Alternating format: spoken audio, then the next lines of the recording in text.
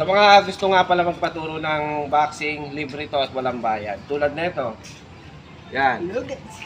Tulad nila. Lalo na ngayon konti lang, mas maganda magpaturo, makakapag-focus talaga kayo ng training. Minsan kasi dinadagsa ako dito, talagang hindi ko matutukan lahat. Pero kung may time ka, napuntahan ako, wag mo na sayangin yung pagkakataon. Sayang yung libreng turo. Lalo na naka-American style ako.